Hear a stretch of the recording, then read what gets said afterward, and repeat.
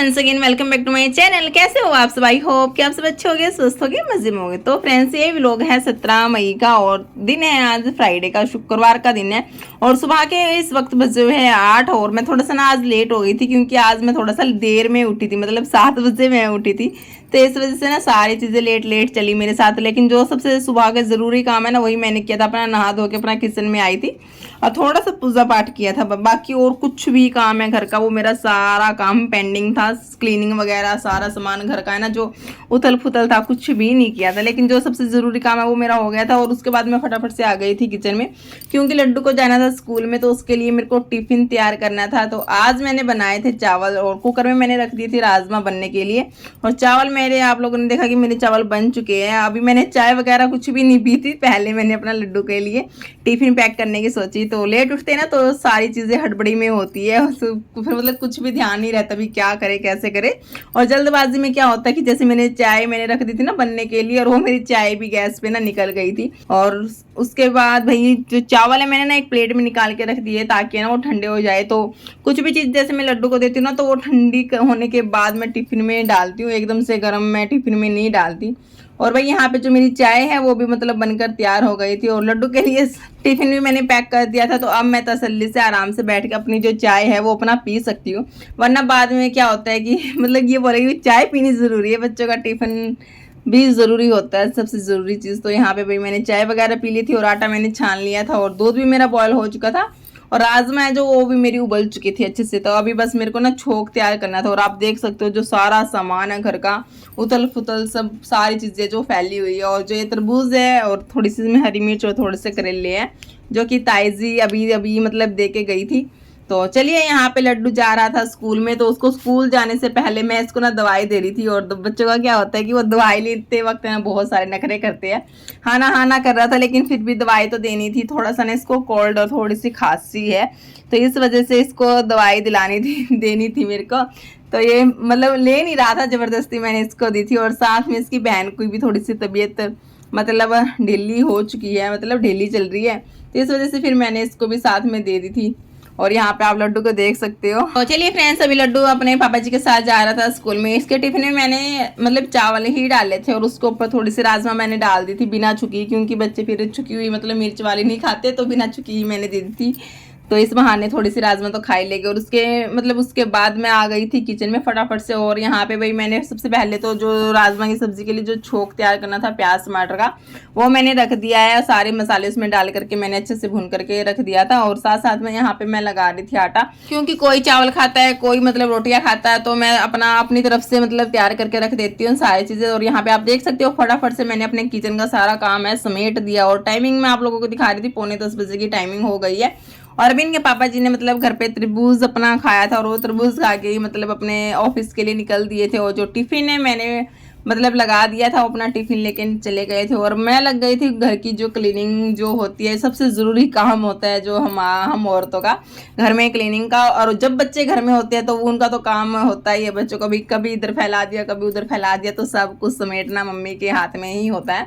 लेकिन जब तक ये पास में रहते हैं तो कुछ भी पॉसिबल नहीं हो पाता। लेकिन अभी फिलहाल जैसे लड्डू स्कूल गया हुआ है और मायरा रानी को मैं दे आई थी मम्मी को, अभी मम्मी जी के पास थी वो, तो इस वजह से मैं अपना लग गई थी क्लीनिंग पे। तो सारा सामान जितना भी फैला हुआ था खिलौने वगैरह उनको मैंने समेट करके रख दिया है बड़ी सारी थैली में। और उसके बाद काफ़ी दिन हो गए थे मेरे मतलब रूम को भी थोड़ा सा झाड़ा पोछे, मतलब पोछा पोछा तो डेली लगता है, लेकिन जो थोड़ी सी डीप क्लीनिंग की बात अगर हम करते हैं ना तो मतलब झाड़ा जो जाले वगैरह लग जाते हैं वो डेली डेली से तो लगते नहीं, और डेली डेली से फिर हाथ भी नहीं जा पाता है। तो आज सारी चीज़ें लेट थी तो फिर मैंने सोचा चलो भैया अभी टाइम है फिलहाल लगे हाथ थोड़ी सी अपनी डीप क्लीनिंग में अपने घर की कर लेती हूँ। तो इस वजह से फिर मैंने सारे रूम में मतलब चारों तरफ दीवारों पे ना मतलब झाड़ू से ही मतलब मैं कर देती हूँ साफ़। जैसे छोटे छोटे हल्के हल्के जैसे जाले लगने शुरू हो जाते हैं ना तो फिर मैं झाड़ू से ही उनको साफ़ कर देती हूँ और बहुत अच्छे से साफ़ हो जाते हैं झाड़ू से।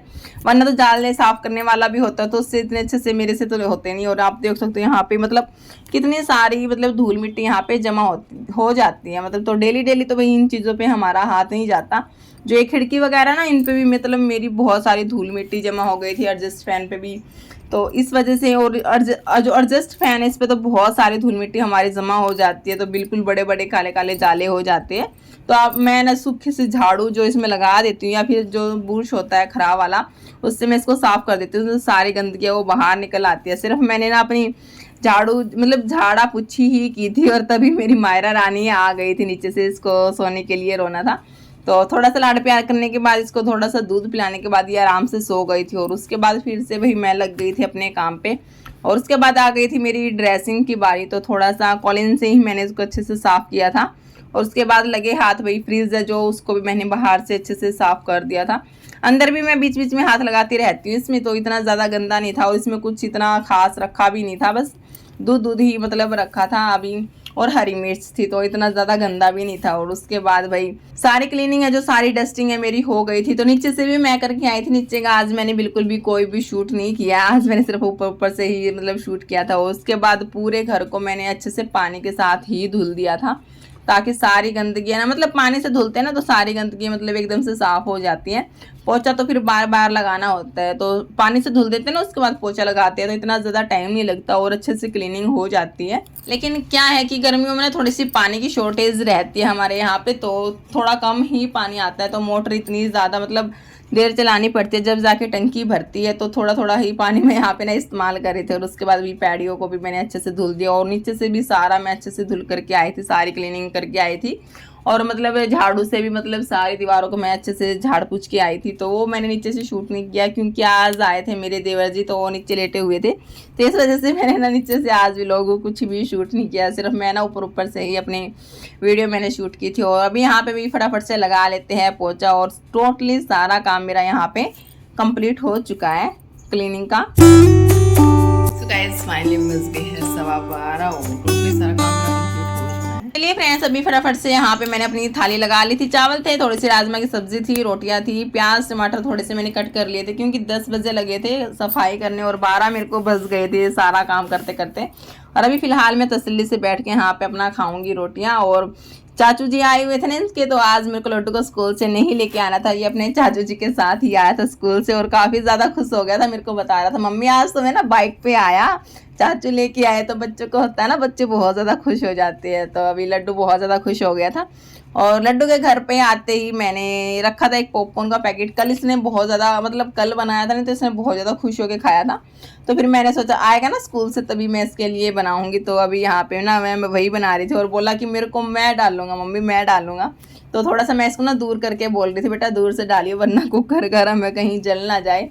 तो बच्चों का रहता ही, अगर हम कुछ भी काम करते हैं ना तो वो हमारी नकल जरूर से ज़रूर करते हैं, कुछ भी।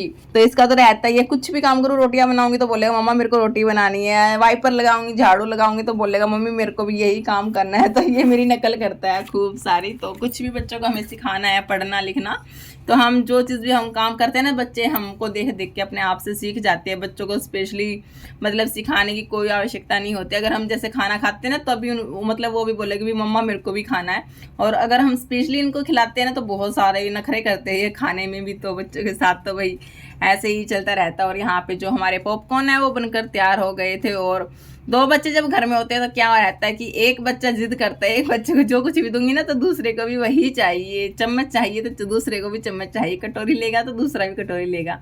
तो इन दोनों की जो फाइट है, प्यार भरी लड़ाई जो इनके दोनों भाई बहनों की चलती रहती है। तो मेरे को भी मेरा बचपन बहुत ज़्यादा याद आता है, क्योंकि मैं भी मेरे भाइयों के साथ बहुत ज़्यादा ऐसे ही लड़ती झगड़ती थी। तो अभी जो मेरे बच्चे हैं ये भी अपने भाई बहन हैं जो लड़ते रहते हैं, तभी जब जाके मतलब अपने दिन भी याद आ जाते हैं भाई हमने भी ऐसे ही मतलब व्यतीत किए थे दिन। और उसके बाद 1-1.5 घंटा इसके साथ मैंने मस्ती वगैरह की। और फिलहाल अभी ये सो चुका था। और यहाँ पे जो टाइमिंग है 3 बजे मतलब बज गए थे। तो वही छत पे आके मैं अपने मशीन में कपड़े डाल के अपना नीचे चली गई थी। उसके बाद मैंने अपने लिए चाय वगैरह बनाया। अपना चाय वगैरह पीने के बाद उसके बाद मैं आई थी ऊपर, 3:45 बजे का जैसे टाइम हो गया था। और जो मेरे कपड़े वगैरह वो भी धुल गए थे। तो चलिए फटाफट से यहाँ पे कपड़ों को पानी में से खिंगाल लेते हैं।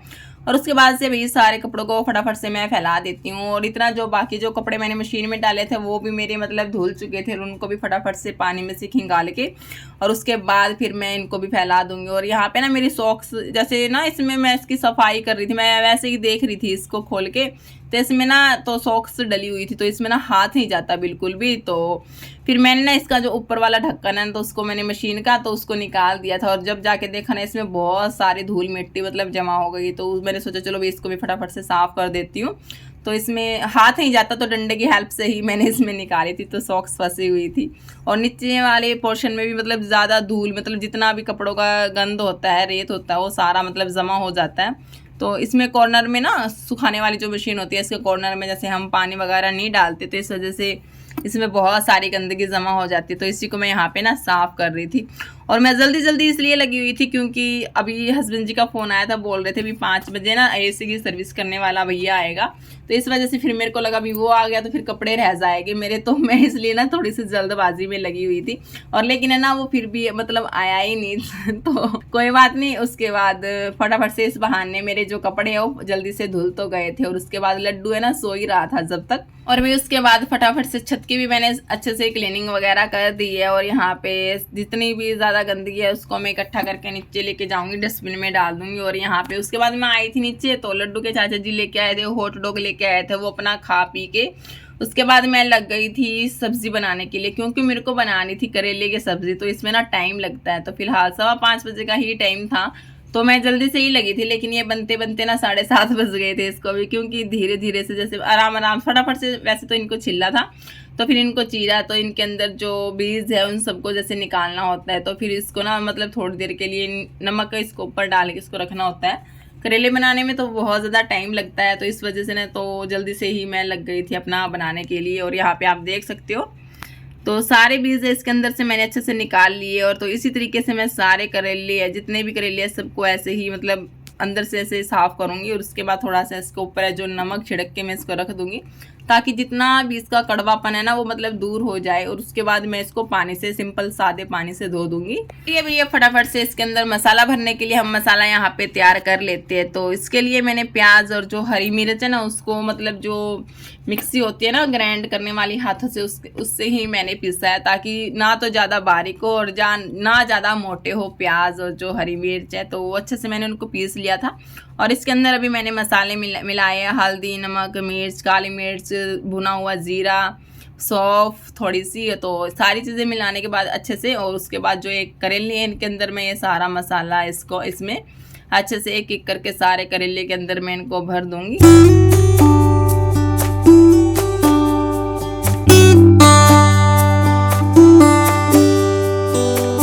लास्ट में इसको ऊपर से मैं एक रील जो धागा होता है ना, धागा इसको ऊपर लपेट दूंगी, ताकि जब मैं इसको कढ़ाई में डालूं और जो पलटूं तो इसका मसाला है जो ना निकले। तो इस तरीके से ना मेरी मम्मी बनाती थी, तो मेरे को तो भाई इस तरीके से ही आते हैं, तो मैं इस तरीके से ही बनाती हूँ।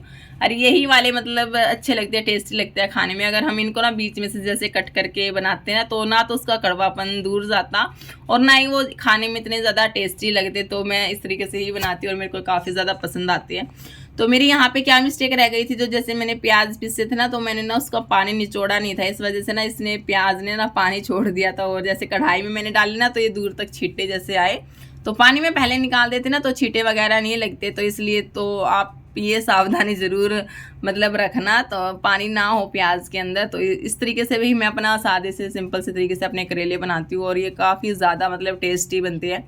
तो मेरे को तो बहुत ज़्यादा पसंद आते हैं करेले। तो पहले तो मैं ना बिल्कुल भी नहीं खाती थी, लेकिन एक दिन मेरी मम्मी ऐसे बोली भी करेले खाने से ना खून बनता है, तो तब से मतलब मैं ना करेले खाने मैंने स्टार्ट किए।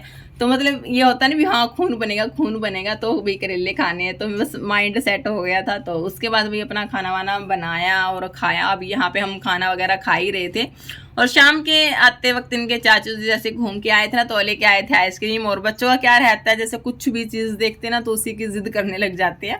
तो लड्डू तो अपना लेके चला गया था नीचे और मायरा आराम से बैठ के खा रही थी। और इसी के साथ भाई मैं अपने ब्लॉग को भी कर देती हूँ एंड आई होप कि आप सभी को पसंद आया होगा। पसंद आया तो वीडियो को लाइक ज़रूर कर दीजिएगा। हम मिलते हैं आप लोगों से नए ब्लॉग में, तब तक के लिए बाय बाय, राधे राधे, जय श्री कृष्णा, जय श्री श्याम।